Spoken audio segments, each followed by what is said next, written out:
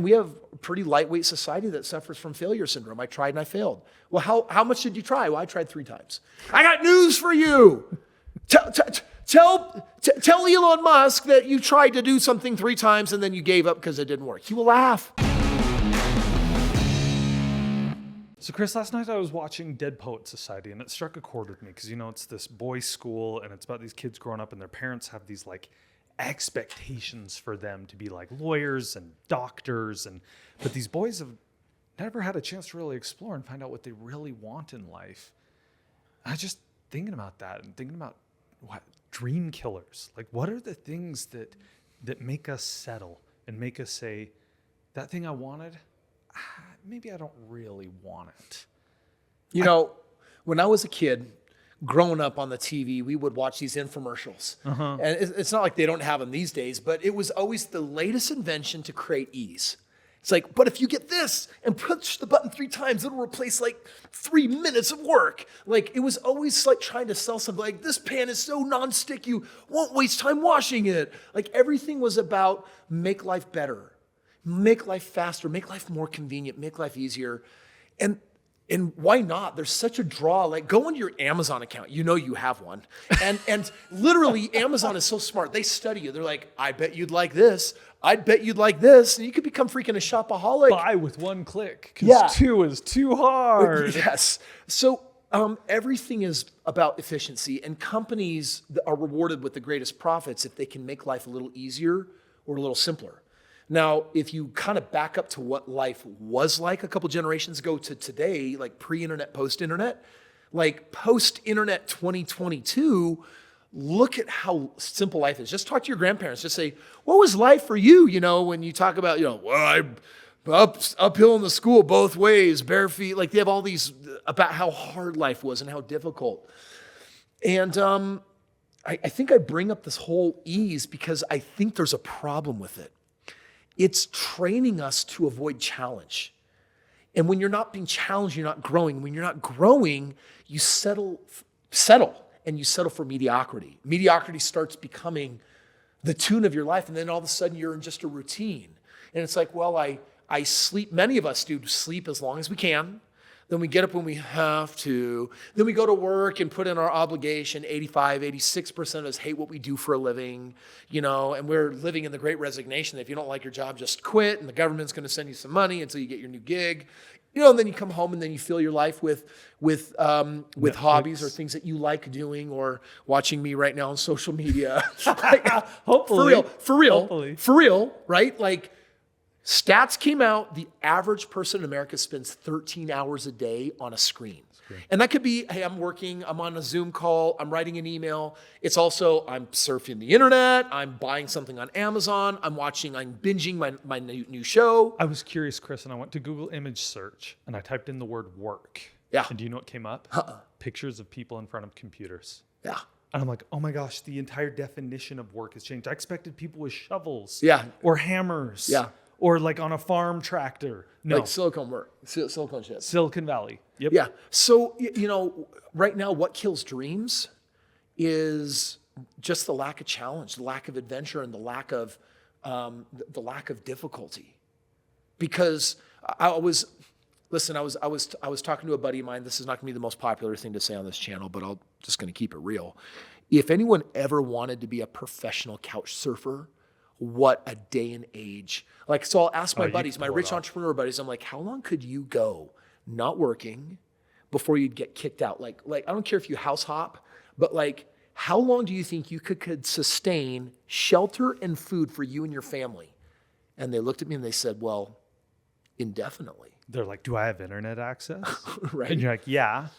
And I'm not saying that that's necessarily what the next generation wants.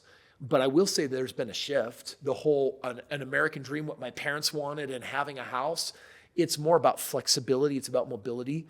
A lot of those things are good, but many of these individuals, they're going to wake up decades from now. They're going to have nothing. Because right now, track the stats. This generation of millennials has 5 times less wealth at this age than 2 generations prior had. They don't value that. And you know what? That's fine. But at some point in your life, will you need to value that? And will you have lost your greatest asset? Time. Kris, can I ask another controversial question? Do you think there's any connection between the rise in anxiety and depression and mental illness that we experience today and this idea of too much comfort? Oh, how can there not? Like right now, people get anxiety. Like, wait, you want me to go get my tires rotated? Like, talk to a human? Like we are bred for, we are so coddled that everything is scary. Everything is different. Now, by the way, it's not all bad. Like, I don't want to sound like an old dude. We create value in new ways, right? There's definitely good that comes from this.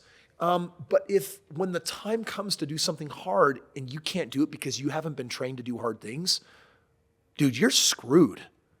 And I think a lot of us now are. And I think the rising generation, as long as things are going to be easy enough that they can handle, they're good.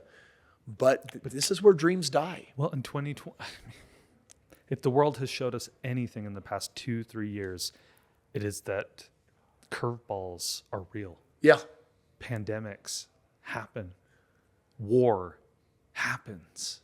I got back from Ukraine less than a week ago, and we brought $1 million worth of medical aid that was custom ordered from patient needs across all sorts of hospitals in Ukraine that had just literally run out of supplies.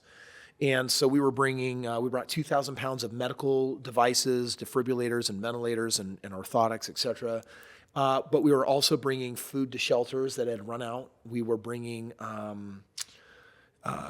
body armor to people that are delivering supplies to the front lines that are putting their lives in danger. And we also brought trauma kits to the front line, of battalions worth, 500 trauma kits where a tourniquet will save a life after all the shelling that they're receiving. And wow, in 5 weeks, we raised $1 million. My foundation kicked in a lot of it, and we organized this mission super rapidly, found a bunch of brave souls to go do something really hard and frankly scary. When we went to Kiev and we had 5 missiles strike down 2 miles from us, we had members of our group that were nervous, massively unsettled, as anyone maybe should be. And that was a hard thing. And frankly, as bizarre as it sounds, that's in response to a dream that I had years earlier, which is do hard things, do what most people can't figure out, build wealth, and then redistribute the wealth. Like, that's my life's game plan. My game plan is just, to make more and more money and then redistribute more and more of the money. And this is what a lot of wealthy people do that I personally know.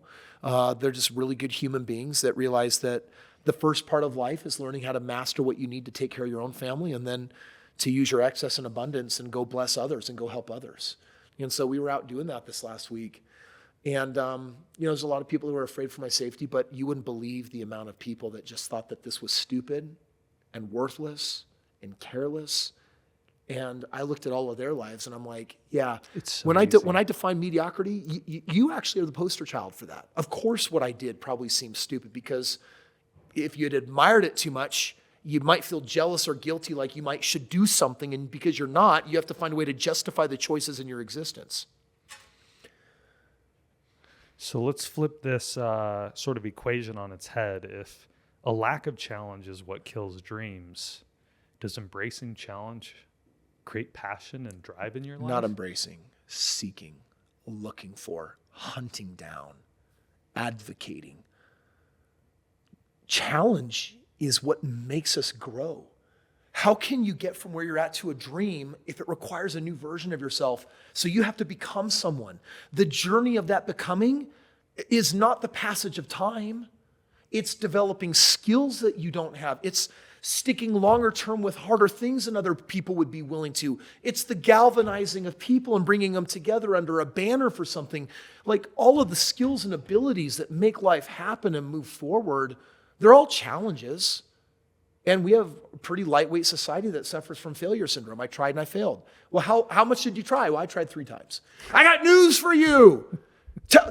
Tell Elon Musk that you tried to do something 3 times and then you gave up because it didn't work. He will laugh. Any successful entrepreneur will, because we've done things hundreds of times. Walt Disney literally failed nearly 1,000 times before someone funded his little mouse that has become the happiest place on our theme park. Right? Dyson is a billionaire because he finally figured out how to make a vacuum suck successfully enough that people would want to own and buy it. But he had I don't know, like 500 failed prototypes, right? Freaking Kentucky Fried Chicken. Colonel Sanders retired from his normal job, got his first Social Security check and said, well, this isn't going to work. Yeah. And he's like, what do I got? He says, I have nothing of value but my mom's country fried chicken recipe. And he went to 1,000+ restaurants trying to find an ecosystem merger until one finally said yes. And we have KFC today making everyone freaking fat. Right? Right? Hard things.